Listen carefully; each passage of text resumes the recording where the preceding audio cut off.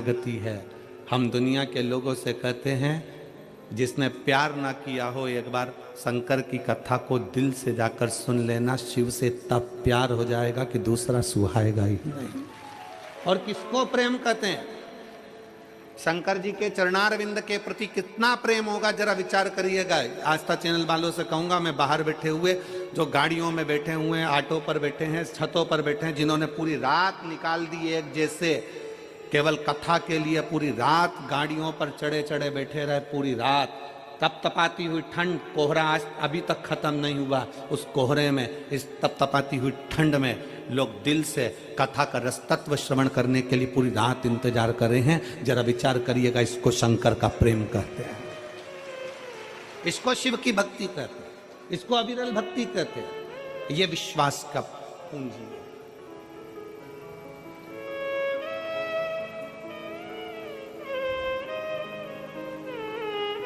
आप और हम भगवान शंकर की अविरल भक्ति में इस चित्त को, इस मन को, इस भाव को अपना उस भगवान कृष्ण के चरण में ले जाकर छोड़ो।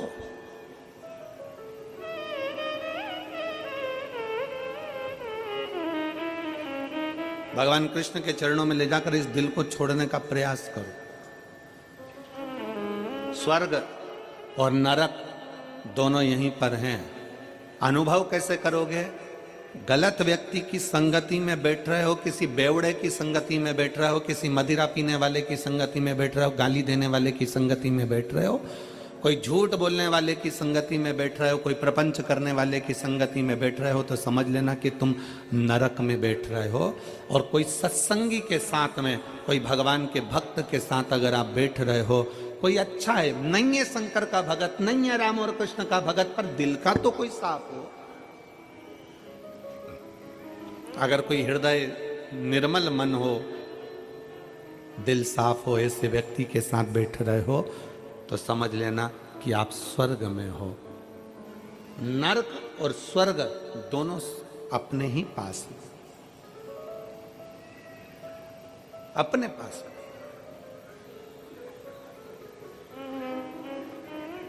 परिवार में जो संबंध नहीं होता ना, परिवार में जो रिश्ता नहीं होता ना, 7 दिन की कथा में लोग अलग अलग आकर बैठते हैं, अलग अलग लोग बैठते हैं, पहचान भी नहीं रहती, जानते भी नहीं है, पहचानते भी नहीं है, और कथा में जाकर बैठ जाते हैं। आपस में इनका इतना प्रेम हो जाता है, इतना प्रेम हो जाता है कि भोजन भी एक साथ करते हैं, चाय भी एक साथ पीते हैं, लड्डू तिल्ली का भी एक साथ खाते हैं, और बिस्कुट भी एक साथ खाते हैं, और पानी भी एक साथ पीते हैं। इतना प्रेम हो जाता है कि जब 7 दिन की शिव पुराण की कथा हो जाती है तो एक दूसरे को फोन लगाकर पूछते हैं, कैसे हो, बढ़िया हो, आनंद हो। ये संबंध है शंकर का, इसी को कहते स्वर्ग। ये स्वर्ग है। और किसी किसी के तो घर में 10 लोग रह रहे हैं, इधर बड़ी बहू रह रही, छोटी बहू रह रही, मंजली बहू रह रही, सास रह रही, ससुर रह रहा, ननंद रह रही, परिवार में सब रह रहा है। उसके बाद भी घर में इतना क्लेश, घर में इतना क्रोध, घर में इतना अपशब्द, घर में दिन भर गालियां, गलत गलत व्यसन, मदिरा का पान, कहीं गलत गलत सोच, गलत गलत विचार। तो तुम्हारा घर कैसा भी हो, फिर भी वो नरक से कम नहीं है।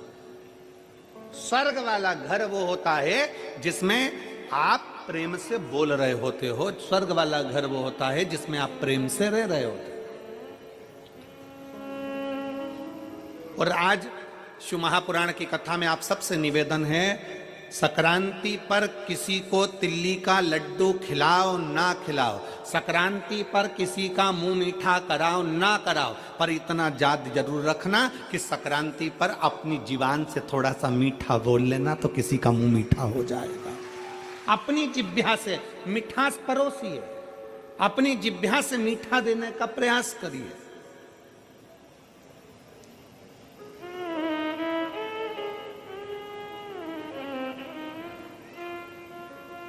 हम अपनी जिह्वा से मिष्ठान नहीं दे पा रहे हैं, वो देना है हमको।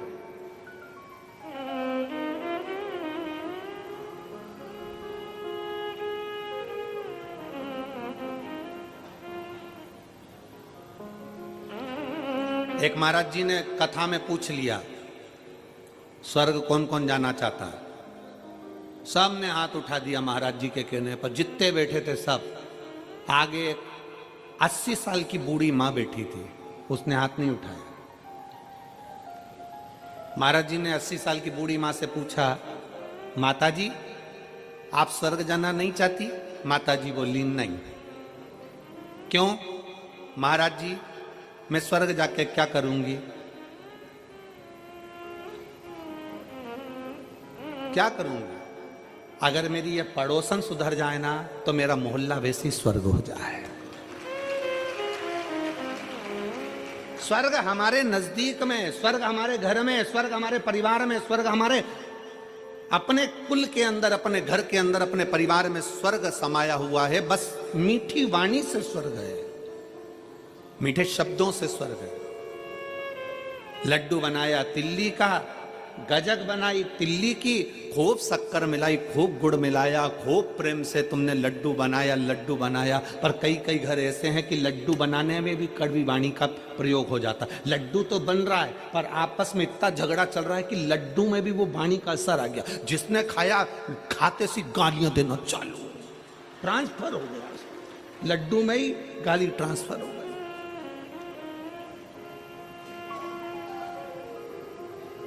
ये विचारों से होता है। एक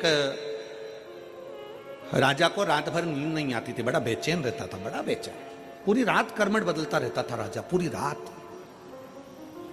और राजा पूरी रात कर्मठ बदलता। 20 दिन हो गए, 1 महीना हो गया, 1.5 महीना हो गया, 2 महीना हो गया, राजा कर्मठ पे कर्मठ बदलता, नींद नहीं आती, बेचैनी होती। राजा को सपने में लगता कि मेरे राजमहल में से पानी टपक रहा है, राजा को लगता कि कोई रो रहा है, राजा को लगता कि कोई अंदर से पुकार रहा है। राजा अपने गुरुजी के पास गया, गुरुदेव मुझे समझ में नहीं आता कि मैं राजा हूं, नगर का राज्य मेरे पास में है, पर समझ में नहीं आता कि मुझे लगता है कि मेरे महल टूट गया, उसमें से पानी टपक रहा है, अंदर से कोई रो रहा है, भोजन करता हूं चित्त नहीं लगता, बेचैनी होती है, अंदर से बहुत बेचैन हो। गुरुजी ने पूछा घर में सब ठीक तो हैं? हाँ राजघराने में तो सब ठीक है, पर मुझे ऐसा क्यों हो रहा है? तुम्हारे राजघराने में रानी को भी ऐसा हो रहा है? तो कहा रानी भी अगर भोजन करती है तो चिड़चिड़ करती है, गुस्सा करती है, बेचैन रहती है, बात नहीं करती, बहुत टेंशन में दिखती है, डिप्रेशन में पड़ी रहती है, बच्चों के साथ भी यही प्रॉब्लम हो रहा है।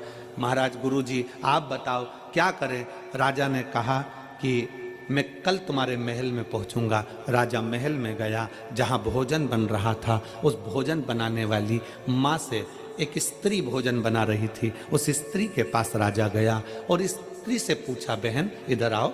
हाँ महाराज जी, दंडवत प्रणाम। महाराज ने पूछा, ब्राह्मण देवता ने, गुरुजी ने पूछा स्त्री से, तुम्हारा घर कैसा है? अरे महाराज पूछो मती, बारिश आ रही है ना, बारिश में इतना टेंशन है मुझको, मेरे घर में जगह जगह से पानी टपकता रहता है, बर्तन लगा लगा कर आती हूँ, बच्चे बिलखते रहते हैं, रात भर मुझे नींद नहीं आती, मैं बेचैन रहती हूँ, अपने आप को बहुत कोसती हूँ कि कहाँ का जन्म ले लिया, परिवार भी मेरा ऐसे रोते रोते निकल रहा है। बस गुरु ने समझ लिया। गुरुजी ने राजा से कहा, एक काम करो, इस भोजन बनाने वाली का मकान बनवाओ, इस भोजन बनाने वाली का मकान बनवाओ, इस भोजन बनाने वाली के लिए व्यवस्था अच्छी कर दो, फिर देखते हैं क्या होता है। भोजन बनाने वाली का मकान बन गया, व्यवस्था अच्छी हो गई, बच्चों को कपड़े मिल गए, आभूषण मिल गए, भोजन मिल गया। अब भोजन बनाने वाली ने जब भोजन बनाना प्रारंभ करा, राजा उस दिन से खुश रहने लगा, रानी उस दिन से खुश रहने लगी। बड़े दोनों आपस में बैठते बातचीत करते, बड़े प्रसन्न दिखते, चेहरे पर रौनक आ गई, रंगत आ गई, डिप्रेशन समाप्त, नींद जो चिड़चिड़ापन था वो समाप्त हो गया, जो पूरी रात की नींद चली गई थी वो अच्छी से नींद आने लगी। गुरुजी से पूछा, गुरुदेव ऐसा क्या हुआ? हमने तो केवल भोजन बनाने वाली का मकान बनवाया, हमने तो केवल भोजन बनाने वाली का बच्चों के लिए व्यवस्था करी और हमारे को बेचैनी मिट गई। गुरुजी ने कहा, जो भोजन बना रही थी वो दिन भर टेंशन में रे रे कर आटा उसनती है, सब्जी काटती है, सब्जी बगाड़ती है, और इतना टेंशन लेकर उसने भोजन बनाया, वो टेंशन खाने के माध्यम से तेरे शरीर के अंदर चले गया और वो चिंता तुझे खाने लगी, वो सुखी हो गई, तू सुखी हो गया। हमारा घर हमारा स्वर्ग है, घर में बहू, भोजन बनाने वाली, घर में काम करने वाला व्यक्ति, घर में रहने वाला व्यक्ति, हमें अपना घर ऐसा नहीं बनाना कि झाड़ू लगाने वाली आई वो पूरे मोहल्ले का टेंशन हमारे घर में छोड़कर चली गई, बर्तन वाली आई वो पूरे मोहल्ले का टेंशन हमारे घर में छोड़कर चली गई, वो सब्जी भोजन बनाने वाले आया हमारे घर में पूरा टेंशन देकर चले गया। भोजन बनाने वाले से भी बात करो तो ऐसी बात करना भैया प्रसन्न चित्त में भोजन बनाना, मुसद्दी लाल जैसे नहीं।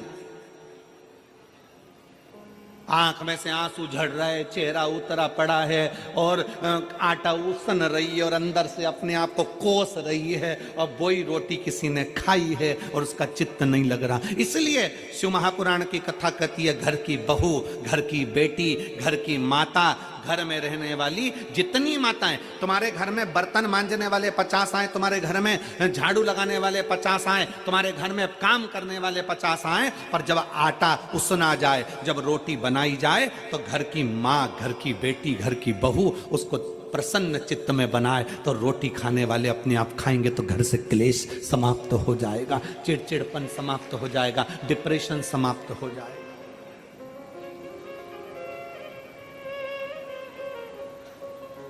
करिए, मना नहीं है। आपके घर में समय बिल्कुल मना नहीं है, पर भोजन परोसने का जब समय आए, भोजन बनाने का समय आए, उसमें थोड़ा बस भोजन बनाने वाला भी रखो, पर सब्जी का बघार मैं लगाऊंगी, रोटी तू बना, आटे में पानी में डालूंगी, भले इतना सा पानी डालूं पर प्रसन्न चित्त में डालूंगी। तू पूरी सब्जी बना, तू खीर बना, मना नहीं है, पर शक्कर में इतनी सी, भले 2 दाना शक्कर डालूं पर मेरे अपने हाथ से डालूंगी, प्रसन्न चित्त में डालूंगी।